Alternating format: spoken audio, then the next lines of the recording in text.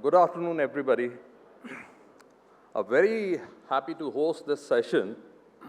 It's been power-packed session in these 2 days where people share their lovely experiences. And we have gone through, and they told their experience, what they have gone through these past 2 years.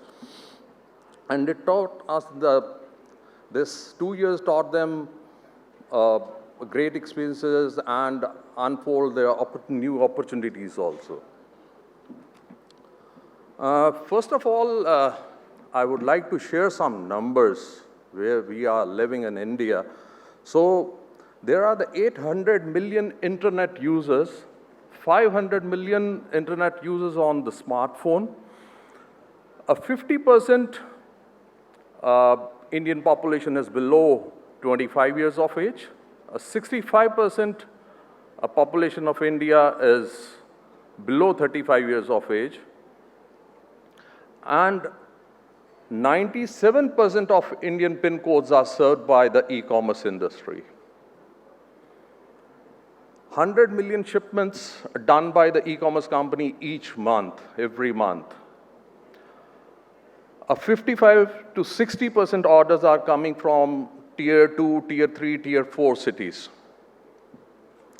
This is the India, and let's accept without online, future growth will be bleak for any organization. They can't grow as the numbers that are like the people who are into the online as well as the offline. I would like to talk about creating a profitable online and offline through the store-based. But before that, I would like to take a couple of minutes from each of you.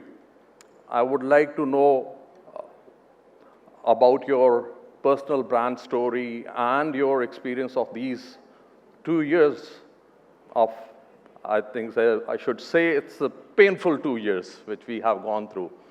So Queenie, I would like to start from you. Tell us about your story, your experiences of these 2 years. Hello. Can I be heard? Yeah. Well, actually, what happened with jewelry, it had a bit of a standstill during COVID. We've been predominantly an offline brand because our jewelry is statement pieces and consumers like to see it on them, and touch and feel is a very important aspect. But during COVID, during the pandemic, we definitely upped our website and found that people were looking at the website and knowing what we have and then getting back to us. And what we were able to do is, of course, everything was shut. But what we were able to do very soon after the pandemic was to send the pieces to the people. One of our main specialties in Jewels by Queenie is service. And that is something that consumers really enjoy with jewelry. Because very quickly they want to know return policies, because it's an investment. They want to know if something breaks, how will it be fixed, especially if they are in like a second tier, third tier sort of city. And the polishes, which is very important in jewelry. Service is what we specialize in. We pick up the piece wherever the customer is and deliver it back to them free of cost. That goes with our model. And that has really worked for us because people know. The other thing is to be present. That means if I'm doing a pop-up show in Chandigarh, or I'm doing a pop-up show in Raipur, or Bangalore, I will be doing it twice a year. So the people have faith that this person is coming back. And that again is very important. What I did do, however, during pandemic was I started a digital online skincare brand with Dr. Dinyar, if any of you know him. He's been in the business for 50 years. And not because it was a hot space to be in, beauty, skincare, but because it was my passion. And I have learned a lot in the last 2 years. We launched last 2 months, because we launched 2 months ago. Completely different model from the jewels model.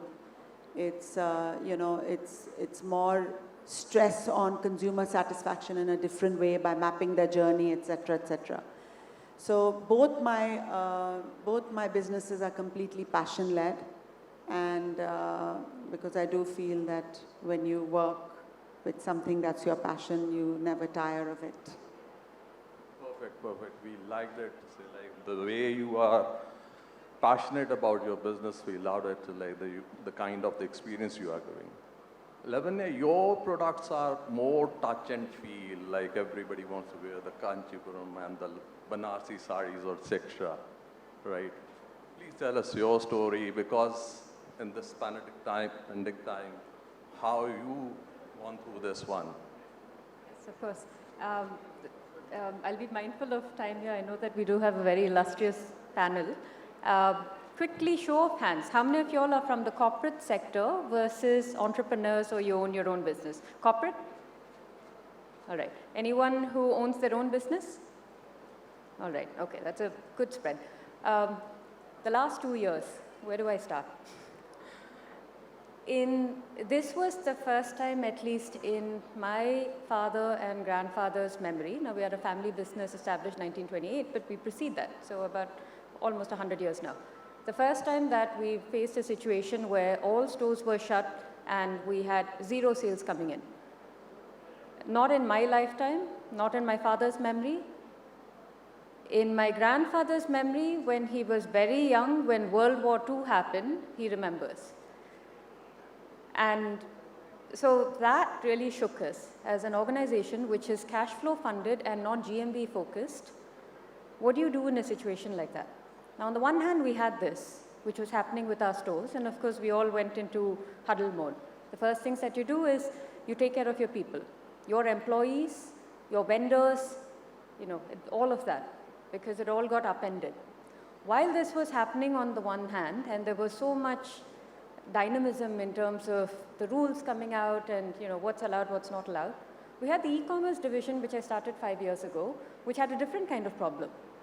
So it suddenly started getting way more interest, a lot of conversions, and we didn't have the staff to actually come in and even fulfill the orders. And we weren't, as a tech platform, even set up for that. So in a span of, I think, 15 days in March 2020, we went through this roller coaster of emotion as an organization and me personally to see, the main heart of the business, right? The beating heart of the business, our offline stores, just suddenly became zero. And then here we have e-commerce, which was always seen as like a new growth business, an emerging business, just completely explode. And now we're facing issues like, how do you even get the staff to come in? Because you've got all of the laws and the rules and the circulars which say that they're allowed, but then they get stopped by all the cops on the way. Right? And then they're not allowed to congregate, but then how are you going to ship out all the orders that you've gotten conversions for? So that's a little bit of a snapshot of what happened in 15 days. Of course, since then, we've really found our bearings and we've been able to have a much more seamless and integrated experience. But we can get into that. I just wanted to leave you with an idea of what it's like behind the scenes. And I think whether you're in corporate or whether you're in business, if you're in a position of influence, authority, autonomy, I think all of us here would have probably resonated with some aspects of that story. Thank you. Kuntal, we would like to listen from you, because you are only on the online, not have the offline. What is your plans and how do you manage your business or totally on online? Hi, can I be heard? Okay. So you're right, we're only online and, we didn't have any stores in that sense to worry about. But I think when the initial lockdown happened, we had issues around operations, delivery. We saw pickups happening in terms of sales and conversions, but we couldn't figure out how we were going to coordinate with all our brands. All of them were in a pretty severe issue. And this continued even right until the last wave that we had in Jan. Right? Because at the end of the day, we're also people-dependent businesses. So, if one person or 1 to 10 people even go down in a company, that means everything slows down. Especially we work with a lot of small brands, which are literally, and they're often women-led small brands, which we're very proud about, but that means they're also like 4 to 5 people. So I think that was something that we kind of figured out, that we need to make sure our structures become far more rigid, far more flexible and adaptable to these kind of things that are going to come our way. But what I think was interesting for us in the last 2 years, because we're so used to being online, and we saw such a massive shift happen online in terms of not just us, but every other business, anything, right? Including Instagram, social media, all of it. We understood that we're going to have to bring the human back into the shopping element. And, that's what we're kind of working on, which we're trying to blend the physical aspect of what you get in touch and feel in a store. How can we actually bring it in some way in the online space? And I think that's what we're going to focus on. Great. Manishi, your industry was the worst hit in the pandemic time. It's the travel industry, and you belong to travel industry. It's in the travel bags. Please tell us about your story. So I think travel is something that we all have experienced in some way or the other. And when the first time when it had hit, everything came to a standstill. We were all locked up in the houses. We were not allowed to go anywhere. That was the time, we actually started preparing ourselves. The best thing probably during the COVID, what happened was that we became highly cost conscious. That helped us sustain that year. So we controlled, a lot of things where we could help the sustainability. So since I handle the retail vertical, the cost is the static. Even if the business is happening or not, the cost is there. So we tried and controlled some of these costs. The second thing that happened with us is as soon as the lockdown, the unlocking happened, people started traveling. Not only travel, but in our business, weddings is one of the biggest thing which enables our business to grow. So as soon as the unlocking happened, the weddings started happening. So VIP as a brand, it's one of the most loyal brands when it comes for weddings. So that was the other thing which helped us, sustain us through the time when the times were tough, when the travel was very less. Another thing that we did was that we created store-wise catalogs, which we shared with the database of that particular store after seeking the permission from the consumers. In that, the insight was that consumers were looking forward to something like this where the communication happens about the actual product. And that helped us. Without getting the consumer to the store, we were able to sell. So just to share the data point, we converted almost 20% of the sales from those catalogs without even getting consumers to the store. So some of these initiatives during the pandemic really helped us, but when Q3 came after the first wave, which is probably the first full-fledged quarter that we saw, I think the business just bounced back. We started hitting almost 19-20 numbers. We were again back into the business. People started traveling. People started celebrating weddings and all of that. The other thing that we took as an opportunity that we started incentivizing customers for shopping during that time. So it could be in the way of, giving slightly higher discounts or, running free promos on a high bill value. I think all of that helped us really sustain our business at that time. But what we are seeing now is that travel is back. And the moment the fully unlocking is there, people just want to travel everywhere. So domestic travel is almost at 85% right now. International travel, we are hoping that, it will be almost 50 to 60% as soon as 27th March, they are opening all the flights. Student travel is almost there at about 80-90%, which helps the business to grow. Weddings are being celebrated as grand as they were celebrated earlier. So that is helping us. So I think it was just the moment. Now we have to coexist with this. We don't know that this is going to sustain for how long, this kind of environment. So we have to create an ecosystem where we keep continuing the business, whether COVID is there or not there. So that's how it has been. Lokesh, you have a very diverse experience you worked with the retailers. Now you are into the retail industry. Tell me your story. Okay, we are a budding brand in activewear category, and I think activewear is kind of category in pandemic, which everybody realized that it's an important category in the wardrobe. So everybody started wearing activewears. It gave us a time to actually make our online more robust, our backend more robust, so that we can deliver to the people during the pandemic time as well and post-pandemic time as well. Because now the time is there when everybody is going to workouts, for gyms, for everybody, and wherein people want to wear a good activewear product. That's where we came into the picture, and we reinvented ourselves at the back end and at the front end, both sides, and made sure that the customer gets what he wants at the lowest period of time. That's where I think the whole scenario changed after pandemic. And during pandemic also, we have delivered, I think, more than what we were delivering initially. Because that's the time when people really wanted to use activewear category. We're having big 25 stores. All stores are approximately 25,000 square feet, right?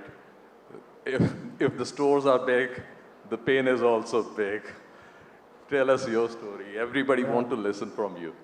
So it's been an interesting 2 years. So, I want to start by giving a context to what we were. So we were a high double-digit negative PAT company pre-pandemic. Came the first wave and everybody asked me one question: will you survive? So, the question of, now I'll answer the question of how we survived and what we've accomplished. So I think we were an extremely traditional, conservative, offline company, which never believed in online. So I think came the first wave and we changed our vision. We made our entire company technology-based. And when I say technology, means from every end. Maybe integrating with marketplaces, building our own website, to completely aligning the customer experience, to aligning the offline and the online strategy in the start. What we are today, in these 2 years, we have added 1 lakh square feet retail space. We have moved from a negative PAT company pre-pandemic to next year being a double-digit positive PAT company. Wow. We have acquired 3 big brands in the last 2 years. And today when I look back, the start was right. I think we huddled in the first wave. We said we need to become nimble. We need to put technology first, which we had not done. And that is what has created the difference for us. So the journey has been incredible. I just wanted to put it in a case study. Thanks. Suman, tell us about, say, you belong to the laundry line. Say, what the kind of the experience you have, say, pre-pandemic and post-pandemic also. So during, when the pandemic started, it was a nightmare for all of us, and for the first 2 days, probably we all froze.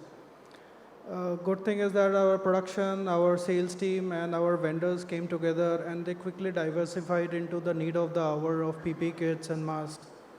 The team was on, the sales team was on calls with government agencies, NGOs, and all, and we quickly started rolling and producing PP kits, and we were all back to track in terms of the required funds and the survival of the company. We had just launched loungewear before the pandemic hit, and we were surprised that the post-pandemic, the moment the lockdown opened up, we had a crazy, multiples of lounge and activewear orders, and our team was running here and there to get those production done. So that category for us really picked up, lounge and the activewear categories, along with our regular categories. So once we opened up, once the lockdowns norms were relaxed, for us, quarter on quarter online growth was almost doubled, and as the retail stores opened up, there was huge growth noticed in the retail sector as well. generally the customers were coming, the footprints, the customers who were coming to store were the customers who really wanted to buy, and they wanted to stock up because they did not know what was in store for the next few months. So from there on, things started scaling, and thankfully things have been good for us. Thank you. Rohitji, like you have your stores into tier 2 and tier 3 cities. How did this affected in you last 2 years, and how you came into the, say, like, experience and came back into the picture, say, like, and growth? Tell us about your growth story also into that one. Sure, thank you. So we started in the year 2016, and we were growing at a very rapid pace, similar to what Apoorv described. So the first 3 years, we went from 0 to 60 stores. So very, very rapid growth. And suddenly, so it was a surprise. The first wave of the pandemic was definitely a surprise. And like everyone, we went into a lot of tactical solutions of managing our costs, taking care of our employees, liquidating our inventories. Multiple sort of efforts went in there. Obviously, we were better prepared, and I think it was more of an opportunity. And now that we group back again at our company, we think it was more of an opportunity because we were growing at such a rapid pace. We never got a breather. We were always fixing things as we're growing, because our processes, our infrastructure, our digitization, everything was just being fixed as we were moving at a very rapid pace. So it gave us a bit of a breather. We learned about risk managing. How do you buy and risk manage? How do you plan for a surge? Suddenly the requirements hit you and you're not prepared for it. So we could put a lot of things in place, our processes. We invested a lot in our infrastructure during this period, which is bearing fruit now. And particularly on digitization. So we have significantly digitized ourselves over the past 2 years, which obviously throws us the possibility of entering omnichannel retailing, API integrations with the CRM systems, with putting our inventory on auto replenishment. So lots and lots of possibilities and options have opened up just because we went through this journey. So while obviously, I wish this never occurs, but in a way it threw us an opportunity to fix many things that we wouldn't have otherwise gotten to. Yeah. So now, one thing is clear, every retail company wants to work online as well as the offline. The people who were the, say, purely offline brands, they want their own D2C, they want to sell on marketplace. The people who were only on the online, they want to sell offline also, they want to open their stores also, right? And moreover now, if you are going into the 2 channels, how you are going to be profitable? That's the main concern, because the logistics are also involved into it.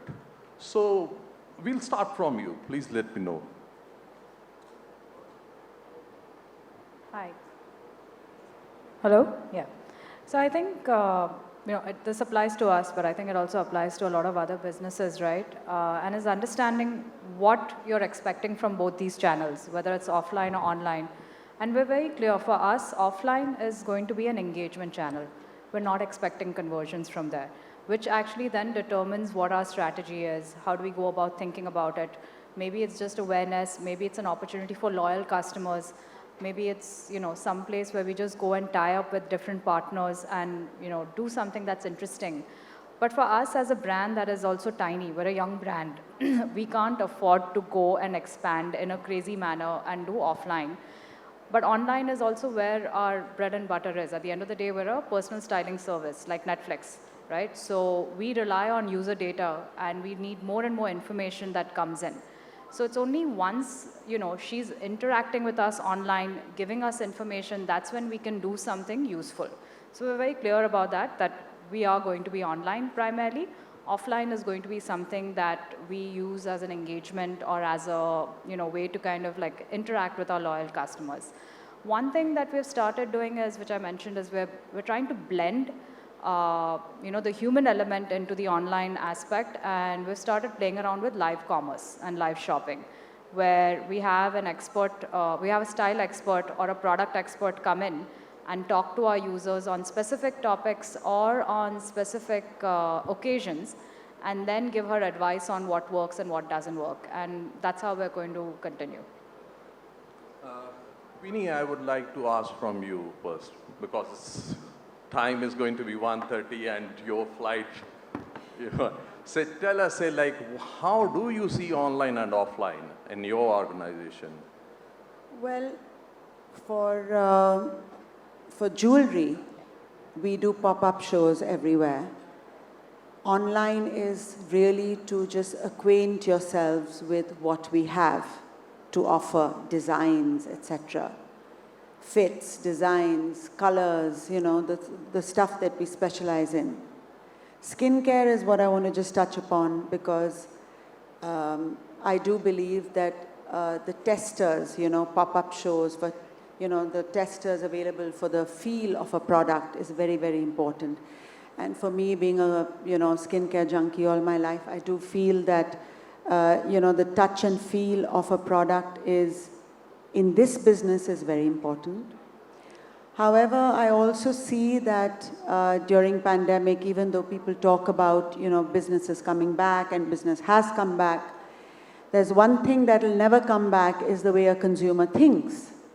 The consumer mindset is completely changed. The world has changed. So we are not catering to a world pre-pandemic, we're catering to a new world.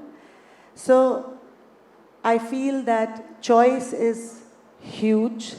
Mindsets are different. Mapping a consumer journey has become ultra important. Making basically routines, customized routines for people using AI, etc., is become also mandatory. People have less time, they have less patience. Even when you're talking about social media, the whole concept of social media has changed. It's all like that. It goes literally really quick. Nobody has the patience to see those long-ended films anymore. We also understand, at least the people who are running businesses, that the only way to determine success is if the consumer thinks you're successful. Otherwise, like I say, our whole the technology has become all important. The world has just changed, and I feel that your mapping your profits are based on how efficient your business is. Your lead time, your delivery time, your explaining to a customer exactly how to use, where to use, what to use. These things have become very important because the world is different. It's 1:30. If you want to leave, everybody. We would like you to be here, but as you told, your flight is... travel is now back. Yeah. Thank you. It's lovely to be on the panel. Thank you very much. Please excuse me, and I apologize. Thank you very much, Queenie. Thank you. We are running out of time, so we want to be very, very quick and very, very brief, right? Lavanya, we would like to listen from you. Say, like, you are now into the online and offline, how you made your P&L strong in this one. So the first thing that I'll say, which I guess sounds obvious, but the P&L only matters if the people who own the company thinks that it matters. And the reason that I say that is it really depends on what your investors, if you've got investors in the company, it depends on what they are concerned about and what they're chasing. So if they're chasing scale, then you're on an acquisition spree, and then it really isn't about the bottom line, but it really is about growth, about scale, your customer base growing, repeats, all of those things. Now, for us, given that we were a cash flow funded business, it's always been about the bottom line. And very quickly, the cost structures of our online and our offline stores are fundamentally different. And it's just first principles. You take any unit, any business unit, and then you pare that down and you say, okay, look, here's sales, here's net sales. In our case, it's the same because we don't have discounts. And then you strip away COGS, you strip away all of the other major cost items. What are those major cost items? If it's going to be offline, rent is probably going to be one of the big things. But what happens when you invest in rent and when you invest in a good location is that a lot of your marketing is already done for you because you've identified a location which is in a high street location. You're going to pick up on residual traffic, or you're going to end up being a destination store, but you put yourself on the map. E-commerce doesn't have rent. E-commerce also doesn't have salespeople. But what it does have is digital marketing. Your digital storefront is where these costs are going to shift from your offline P&L to your online P&L. Over and above that, your tech platform. Now, of course, today they've democratized that, and you've got Shopify, which has like a plug-and-play model. You've got Magento, you've got Myntra and Amazon and all of the marketplaces. But the way that they work is they, of course, take a cut, right? Everyone's going to make a buck. So the costs exist. How you work out your P&L really just comes down to the strategic calls that you take. And it really comes down also to how much your profit really matters. If you're on a growth spree, it probably doesn't matter as much. But if you're a cash flow funded business, which we are, in a space in e-commerce where we're up against the big guns who are pretty much funded by all of China and Japan, that's a whole other ballgame. Manish, tell me about your P&L. Say like how it is. Like now you are into the positive P&L, or it's or struggling with the online P&L or something like that one. Is it different, or you consolidated with that one or not? So in our category, one thing is very clear that online vertical that we have, it's a value game.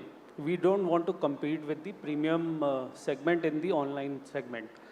So if I have to give you the idea that how it behaves is, so against an online channel, our retail vertical is 3 times in terms of average selling price. So when it comes to offline retail, we are the highest gross margin channel. And that gives us the confidence that, this channel will still sustain irrespective of whether any pandemic is there or not there. Because when the consumer is buying, which is mid-premium or premium, he would like to have a touch and feel in most of the cases. And that's how, we think that offline retail will continue. But parallelly, we'll have to create an ecosystem where we are able to communicate to the consumer when he is not able to visit the store. So we are creating an omni-channel platform in consultation with some of the experts that how do we improve our offline retail by integrating and talking to the consumers online.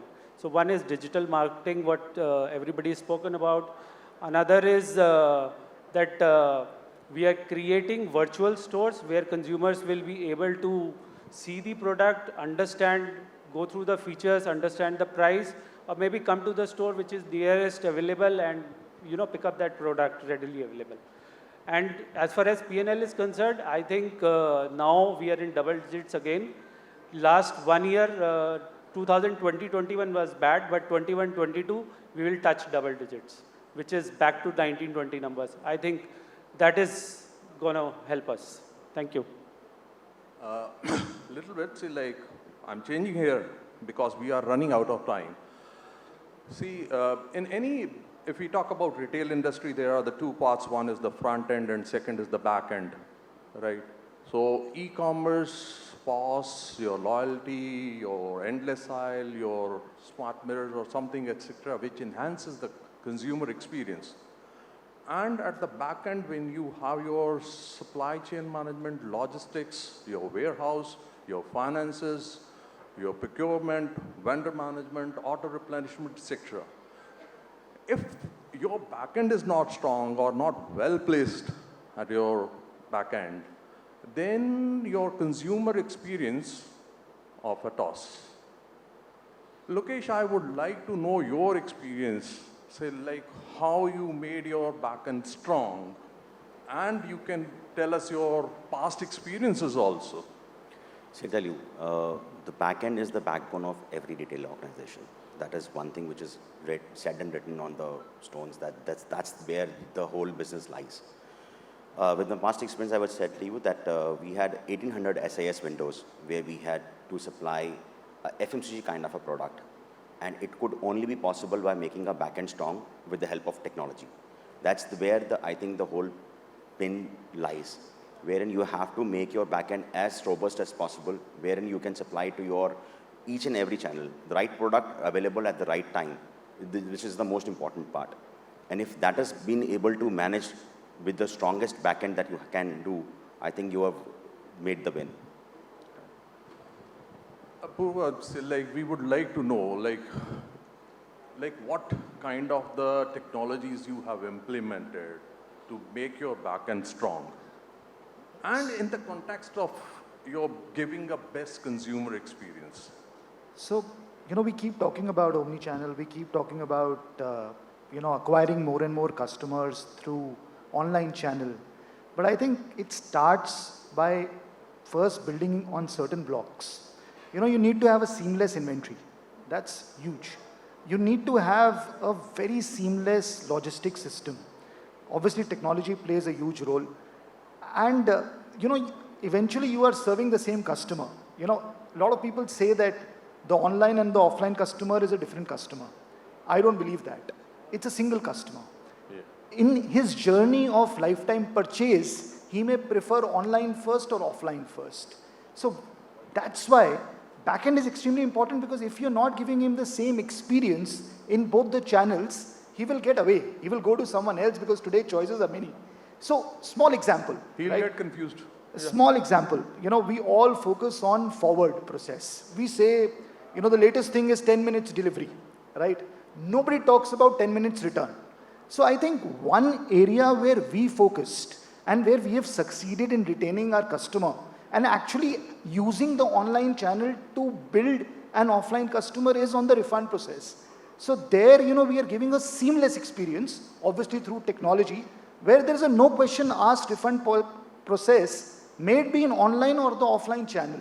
And if a customer comes who's purchased from online to offline, he gets a seamless experience. So, this is extremely important. The whole world on one side is talking about 10 minutes deliveries. Tomorrow it will talk about 1 minute delivery. Who talks about 10 minutes return? Who talks about 10 minutes refund? Nobody. So I think, but for us as offliners, for us to create customer experiences, because we have created stores which create engagement and experience, if we don't build in technology for tomorrow, which will give the same experience and like our own experience, we will fail. We will actually create more customer dissatisfaction than experience. Very well said. Very well said, sir. Very well said. So, you tell us about your story, sir.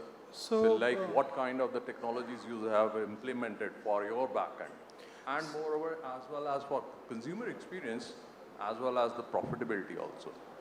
See, for us, we have been always an online, online first brand. So we have a in-house built software we call the Monk, which predicts what's gonna sell, which generates the purchase orders for the sales and the production team. And the moment a style goes live, we have engines in our backend software, which immediately starts predicting how much is the style selling, which part of the country is it selling, what are the complaints in those style, what is customer returning about it, and every bit of detail that we can get. As we say, the customer is the king, so we would want to serve the king to the best, and it is really, really tough to get timeshare of king. So we would really want to serve them the best possible way in terms of providing a better back end and of course a front end service to them. Yeah. Rohitji, you have thousands of SKU, hundreds of vendor. How do you manage that one? So like you mentioned earlier, the complexity that we handle, because we in our stores offer apparels, we offer home merchandise, we offer footwear, we offer FMCG goods. So the number of SKUs is very high. We upwards of 60,000 SKUs. We deal with more than 500 vendors. We have 83 stores. So the level of complexity is very high, and without a robust infrastructure and a real-time infrastructure, we can't operate. And then it only leads to inefficiencies in the system, whether it's inventory inefficiency, whether it's sales stockouts, sales inefficiencies, customer experience, all of that. So like I mentioned earlier as well, building a robust infrastructure, relying on strong technology partners to deliver, building our processes which fully leverage the technology that we've built on is absolutely essential for us. What we do beyond that is it throws a bunch of possibilities, which if you've not built a strong infrastructure, the possibilities weren't ever occurring. So a strong analytics sort of backend for decision making, saying which customer is buying what, who's not buying what, where is your stock lying without sell-through. None of that is possible if you do not have depth of information, width of information, granular information, real-time information. Your integration with other softwares or other applications, whether it's a CRM application, whether it's a auto replenishment application, whether it's a marketing automation application, it just becomes impossible if you are running on a old client server technology kind of an architecture, because you're never going to be able to do that. So all of that is absolutely essential. From a customer perspective, we obviously have a different experience because we are in tier 2, tier 3 cities. So as compared to metro, the customers aren't as technology savvy. Obviously, COVID has changed quite a bit of that, and some of it is our realization as well. But what's interesting for our customers is that clothing and apparels isn't necessarily a want. It isn't necessarily that I want another pair of shirt or another pair of trousers because it's the new year and a new celebration or something. It's a bunch of needs as well. Kids are still growing, so they are outgrowing their clothes and they need that to be replaced. So even in the middle of pandemic, we would get calls, our stores would get calls saying, can you please find a back door for me to shop? People would buy clothes video calling and picking clothes on a video call on a small little phone with our store staff. So there is clearly a demand, and that's why Omnichannel has become a no-brainer for us, saying we have inventory, all we need is a channel, another channel to address the same customer base. During this period, we experimented putting our products on a marketplace, and we realized that since we are a value-conscious brand, because of that value, people where they don't even recognize, the states, the cities that we are not even present, are buying on a marketplace from us, which means my customer base is much wider than I currently think it is. So there are lots and lots of these possibilities which an omnichannel platform, a strong backend infrastructure throws, which without this we wouldn't have been doing. What a lovely session, sir. What a lovely session. You have given us a very good knowledge, enriched us with that one. Thank you very much. I think we were running out of time, sir. Thank you, sir. Thank you very much. Thank you very much, the lovely ladies. Right.